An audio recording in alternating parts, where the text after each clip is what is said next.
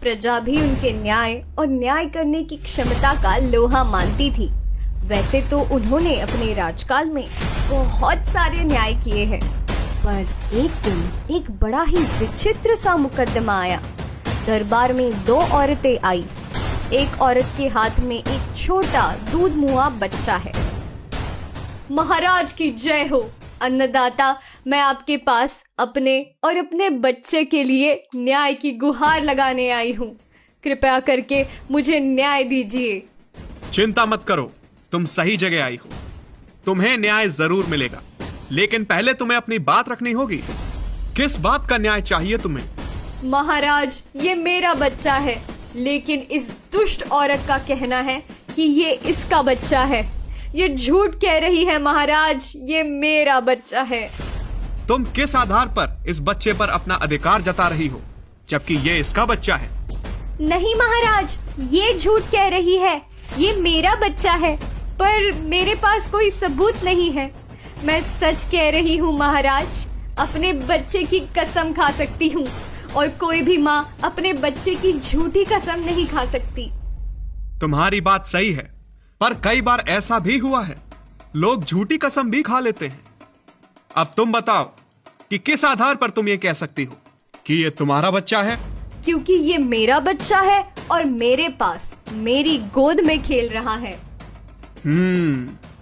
पर यह भी कोई ठोस आधार नहीं हो सकता। बच्चा तो किसी की भी गोद में जाकर खुश हो जाता है।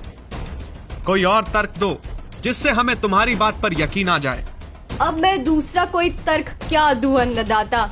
आप ही इस झूठी औरत से मेरा और मेरे बच्चे का पीछा छुड़ाइए, वरना ये मुझसे मेरा बच्चा छीन लेगी। महाराज, मेरे साथ अन्याय मत कीजिए।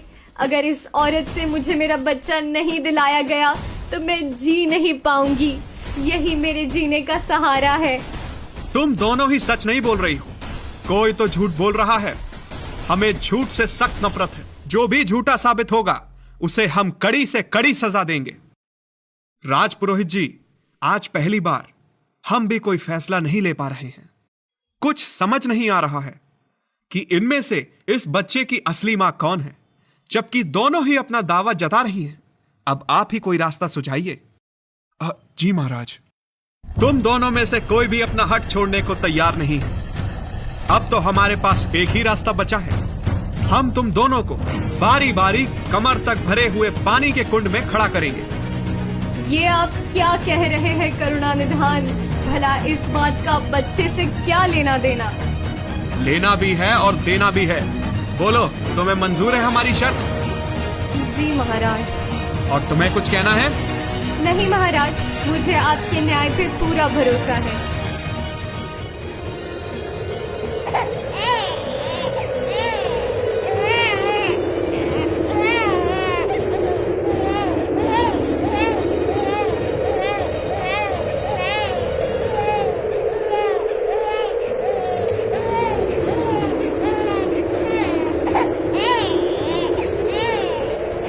बस करो, इस औरत को पानी से बाहर निकालो। अब दूसरी औरत को कुंड में प्रवेश कराया जाए।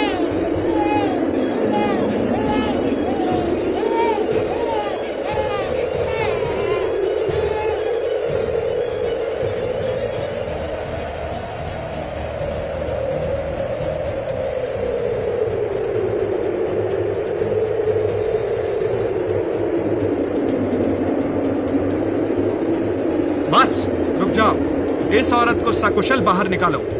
तुम दोनों के अलावा इस दरबार में हर कोई जानना चाहता था कि इस बच्चे की असली मां कौन है, और हमें इसका जवाब मिल गया है। हमारी तरकीब कामयाब रही।